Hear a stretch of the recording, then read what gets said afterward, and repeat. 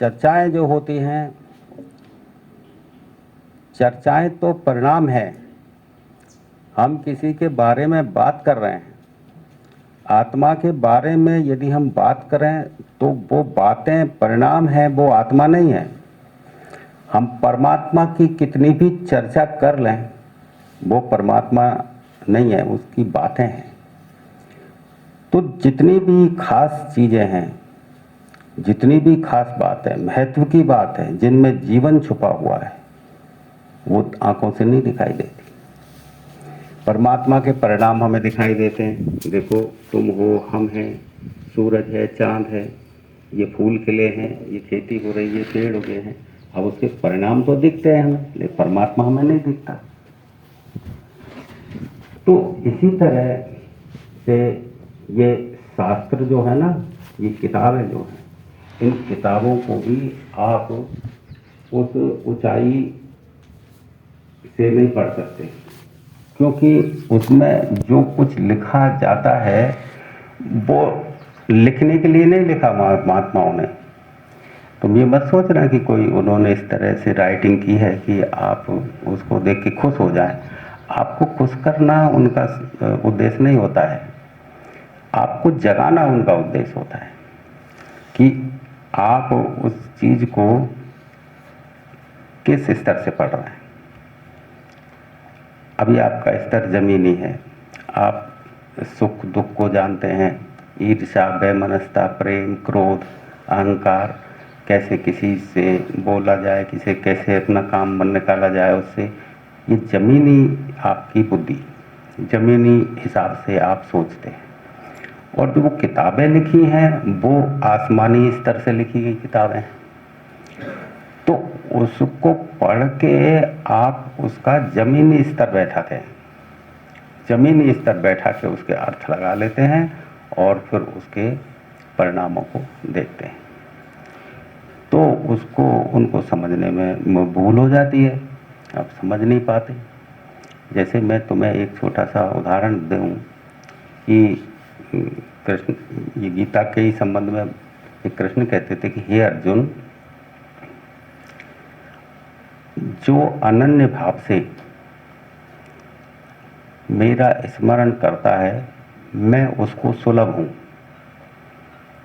ये कृष्ण कहते हैं कि जो अनन्य भाव से मेरा स्मरण करता है मैं उसको सुलभ हूं।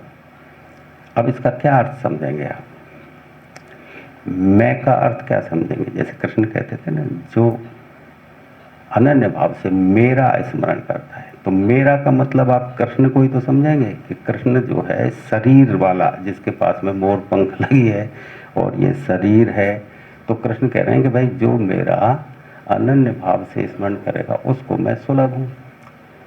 तो पांडवों को तो अनन्य भाव रखने की जरूरत ही नहीं थी, वो तो 24 घंटा उनके साथ थे, वो तो सुलभ थे, उनको वैसे ही सुलभ थे। कृष्ण तो कितने ही लोगों को साथ रहते थे, सबको सुलभ ही थे। सुलभ का मतलब जो आसानी से मिल जाए, तो वो तो इजीली मिल जाते थे आसानी से। लेकिन फिर भी कृष्ण कहते हैं कि हे अर्जुन, जो अनन्य भाव से मेरा स्मरण करता है उसे मैं सुलभ हूं। स्मरण करने की जरूरत ही क्या है जब 24 घंटे साथ थे पांडवों का? स्मरण तो उसे किया जाता है जो पास में ना हो, उसको स्मरण कर। 24 घंटे पास है और उसी से कह रहे हैं अर्जुन से कि जो स्मरण करे अनन्य भाव से। तो उनका जो मेरा है वो ये शरीर वाला मेरा नहीं है, ये ध्यान रखेगा। जब वो कहते हैं ना कि मेरा, तो ये मत समझना कि वो अपने शरीर के लिए कह रहे हैं। कृष्ण इस शरीर के अलावा कुछ और है। और जो भी महात्मा, जो भी व्यक्ति उस चैतन्य से मिल जाता है तो वो संपूर्ण कायनात हो जाता है, वो अलग से अपना कोई अस्तित्व नहीं रखता। तो अब जब वो कहते हैं कि मेरा, तो वो समष्टि के लिए बोलते हैं मेरा। उन महापुरुषों के लिए भी बोलते हैं जिन्होंने परमात्मा को में हो गए हैं, परमात्मा में अपने को लीन कर लिया है, वो उनके लिए भी बोलते हैं। अपना मेरा उनका सामूहिक मेरा है। जब हम लोग समझते कहते हैं कि मेरे इस पर, तो मेरे का मतलब है वो संत महात्मा भी है जो परम चैतन्य से जुड़े हुए हैं, वो है। तो कहते हैं कि हे अर्जुन, अनन्य भाव से जो मेरा स्मरण करता है यानी अनन्य। फिर ये देखना है कि अनन्य, अनन्य का मतलब ये देखना, अनन्य का मतलब क्या होता है? अन्य प्लस अन्य, अन्य प्लस अन्य, अन्न अन्य, ये बना। तो अन्य का मतलब क्या होता है? जो तुमसे दूसरा है, तुमसे अलग, चाहे जो भी है, चाहे तुम हो, ये पेड़ है, ये मकान है, ये सूरज है, चंदा है, कुछ है, यानी अन्य। अन्य यानी दूसरा, जो दूसरा है वो अन्य है। अब वो कहते हैं अनन्य, यानी अन्य से भी अन्य, यानी जो दिखाई देता है इससे अलग। समझ में आई ना भाई इसका अर्थ सीधा?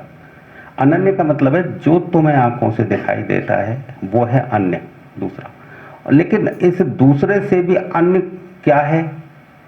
तो कहते हैं ना अनन्य भक्ति। तो अनन्य भक्ति का मतलब क्या समझते हैं तुम? यानी कि जोरदारी की भक्ति, यानी जोर लगा के भक्ति करो। अनन्य प्रेम, यानी कि जो जो प्रेम है उससे भी ज्यादा जोर लगा के प्रेम करो, ये अर्थ नहीं है। अनन्य का मतलब है जो दूसरों के साथ किया जाता है उससे अलग। तो अनन्य भाव से, अनन्य भाव, अब इसको देखना, अन्य से तो भाव लगाया जा सकता है। अन्य तुम हो, तुमसे मैं भाव लगा सकता हूं, तुमसे मैं प्रेम कर सकता हूं। लेकिन अनन्य जो दिखाई नहीं देता उससे कैसे भाव लगाया जा सकता है?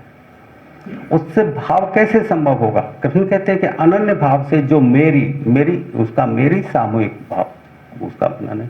तो अनन्य यानी जो दिखाई नहीं देता। तो लेकिन जो दिखाई नहीं देता, उस दिखाई नहीं देने वाले में जो महात्मा एक हो गया है, तो उस महात्मा से प्रेम करने की बात करते हैं कि अनन्य है वो, परमात्मा तो दिखाई नहीं देता, उससे तुम कैसे भाव लगाओ, उससे तुम कैसे प्रेम करोगे? तो वो कहते हैं मेरा का मतलब है वो समस्त महात्मा जो उस चैतन्य में अपने आप को लीन कर लिया है। तो वो दिखाई नहीं देता, लेकिन वो जो चैतन्य में लीन है वो भी परमात्मा ही, वो भी भगवान ही है। भगवान का मतलब है कि जैसे बूंद है एक छोटी सी, वो बूंद कब तक है? जब तक वो अलग है। अब यदि उस बूंद को हम पानी में मिला दें तो वो पूरी बाल्टी में मिलाएं तो वो बाल्टी का पानी बन गया, नहीं कुएं में मिलाए कुएं का पानी हो गया, और उसे यदि सागर में मिलाएं समुद्र का में तो समुद्र बन गया वो। अब बूंद को हम ये नहीं कह सकते कि समुद्र में अलग अलग अलग से बूंद डाली हमने वो अलग दिख रही, ऐसे नहीं है। तो वो बूंद भी समुद्र ही कहलाती है।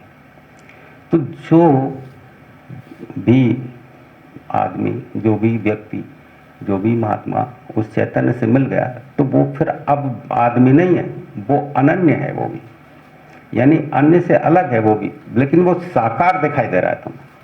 तो इसलिए कृष्ण कहते हैं कि हे अर्जुन, अनन्य भाव से, यानी कि वो अन्य से अन्य, उससे तो भाव लगा नहीं सकता है, इसलिए मैं उससे जुड़ा हुआ हूं, मेरे जैसे और भी महात्मा उसी चैतन्य से जुड़े हुए हैं।